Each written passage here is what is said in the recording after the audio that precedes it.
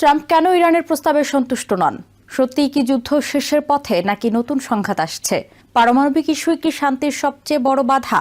কংগ্রেস কি ট্রাম্পকে থামাতে পারবে? যুদ্ধবিরতি থাকলেও কেন উত্তেজনা কমছে না? আপনারা দেখছেন টিভিএন 24 নিউজ নেটওয়ার্ক। সবশেষ আপডেটে স্বাগত জানাচ্ছি আমি নূর। প্রেসিডেন্ট ডোনাল্ড ট্রাম্প এবং ইরানের মধ্যে উত্তেজনা এখনও তীব্র রয়ে গেছে, কারণ চলমান সংঘাত বন্ধের কূটনৈতিক প্রচেষ্টায় দৃশ্যমান অগ্রগতি নেই। শুক্রবার ট্রাম্প প্রকাশ্যে বলেন তিনি ইরানের সর্বশেষ প্রস্তাবে সন্তুষ্ট নন, যা ইঙ্গিত করে যে আলোচনার পরও পরিস্থিতি অনিশ্চিতই রয়েছে। ইরানের রাষ্ট্রীয় সংবাদ মাধ্যম জানায় দেশটি বৃহস্পতিবার সন্ধ্যায় পাকিস্তানের মধ্যস্থতাকারীদের মাধ্যমে একটি নতুন প্রস্তাব পাঠিয়েছে, তবে সেই প্রস্তাবের বিস্তারিত প্রকাশ করা হয়নি। ওয়াশিংটনে সাংবাদিকদের প্রশ্নের জবাবে ট্রাম্প স্পষ্ট করে বলেননি ঠিক কোন দিকটি তার আপত্তিকর মনে হয়েছে, বরং আগের প্রস্তাবগুলোর মতোই একই ধরনের প্রতিক্রিয়া দিয়েছেন। এর আগে ইরান উত্তেজনা কমাতে কয়েকটি প্রস্তাব দিয়েছিল। এর মধ্যে ছিল গুরুত্বপূর্ণ প্রণালী স্ট্রেইট অফ হরমুজ পুনরায় খুলে দেওয়া, আমেরিকার নৌ অবরোধ তুলে নেওয়া এবং পারমাণবিক কর্মসূচি নিয়ে আলোচনা স্থগিত রাখা। কিন্তু ট্রাম্প স্পষ্ট করে দিয়েছেন যে কোনো চুক্তিতেই ইরানের পারমাণবিক কর্মসূচির বিষয়টি থাকতে হবে, যা তেহরান বরাবরই প্রত্যাখ্যান করে আসছে। ওয়াশিংটনে হোয়াইট হাউসের বাইরে দাঁড়িয়ে ট্রাম্প বলেন অবরোধ অবিশ্বাস্য এবং শতভাগ কার্যকর।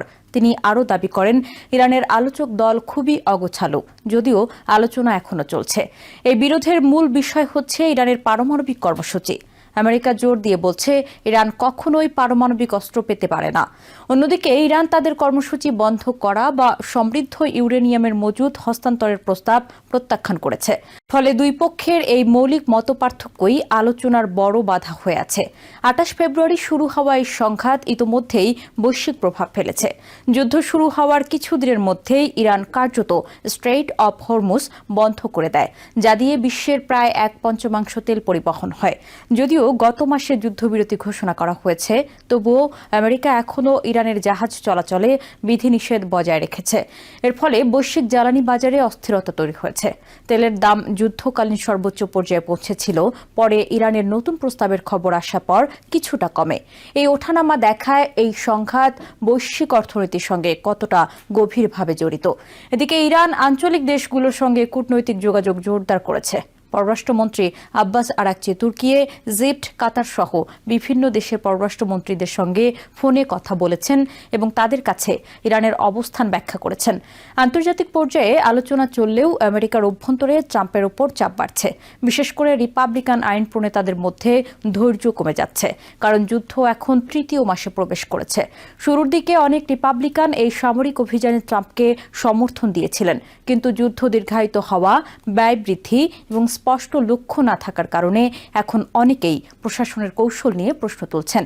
এই পরিবর্তন রাজনৈতিকভাবে গুরুত্বপূর্ণ সময়ে ঘটছে।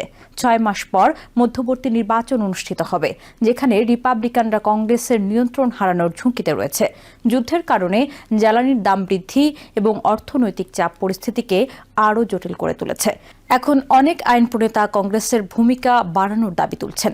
ওয়ার পাওয়ার্স রেজুলেশন অনুযায়ী প্রেসিডেন্ট 60 দিনের বেশি সামরিক অভিযান চালাতে চাইলে কংগ্রেসের অনুমোদন প্রয়োজন, যদি না দেশ সরাসরি আক্রমণের শিকার হয়।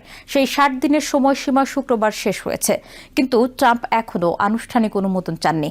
বরং প্রশাসন দাবি করছে যুদ্ধবিরতির কারণে সক্রিয় সংঘর্ষ শেষ হয়েছে এবং আইনগত সময়সীমা পুনরায় গণনা শুরু হয়েছে। তবে এই ব্যাখ্যা নিয়ে উভয় দলের আইন তাদের মধ্যে সন্দেহ রয়েছে। মেইনের সেনেটর সুজান কলিন্স সম্প্রতি ডেমোক্র্যাটদের সঙ্গে এক হয়ে যুদ্ধ বন্ধের প্রস্তাবে ভোট দিয়েছেন। যদিও প্রস্তাবটি পাশ হয়নি, তারপরে এই অবস্থান রিপাবলিকানদের মধ্যেও উদ্বেগ বাড়ার ইঙ্গিত দেয়। আলাস্কার সেনেটর লিসা মার্কাউস্কি আরও এগিয়ে গিয়ে এমন একটি বিল আনার হুমকি দিয়েছেন যেখানে যুদ্ধের অনুমোদন দেয়া হবে, তবে কঠোর শর্ত সহ। এতে প্রশাসনকে স্পষ্ট লক্ষ্য, সফলতার মাপকাঠি এবং সেনা প্রত্যাহারের পরিকল্পনা দিতে হবে। মিজৌরি সেনেটর জশ হাউলি সতর্ক করে বলেছেন, যদি ট্রাম্প সেনা প্রত্যাহার শুরু না করেন বা আইনগত যুক্তি পরিষ্কার না করেন, তাহলে কংগ্রেসকে হস্তক্ষেপ করতে হতে পারে। ইন্ডিয়ানার সেনেটর টড ইয়াং ও প্রশাসনের অবস্থান নিয়ে প্রশ্ন তুলেছেন। তিনি জানতে চান, যদি সামরিক চাপ অব্যাহত থাকে তাহলে কিভাবে যুদ্ধবিরতিকে প্রকৃতপক্ষে সংঘর্ষের সমাপ্তি বলা যায়। অন্যদিকে ট্রাম্প প্রশাসন দাবি করছে পরিস্থিতি তাদের নিয়ন্ত্রণে রয়েছে। কংগ্রেসে পাঠানো এক চিঠিতে ট্রাম্প বলেন, এপ্রিলের শুরু থেকে কোনো গোলাগুলি হয়নি এবং আমেরিকা বড় জয়ের পথে রয়েছে। তিনি ওয়ার পাওয়ার্স রেজুলেশনকে অসাংবিধানিক বলেও মন্তব্য করেন। তবে অনেক আইন প্রণেতা এতে সন্তুষ্ট নন। সমালোচকদের মতে যুদ্ধের মূল লক্ষ্যগুলো, যেমন ইরানের পারমাণবিক সক্ষমতা ধ্বংস, এখনও অর্জিত হয়নি। ইরানের সরকার টিকে আছে এবং অঞ্চল জুড়ে তাদের প্রভাবও বজায় রয়েছে। কূটনৈতিক আলোচনা চললেও এবং রাজনৈতিক চাপ বাড়লেও সংঘাতের ভবিষ্যৎ এখনও অনিশ্চিত। একটি স্থায়ী সমাধান পেতে হলে দুই পক্ষকেই তাদের গভীর মতপার্থক্য কাটিয়ে উঠতে হবে, যা এখনও সম্ভব হয়নি।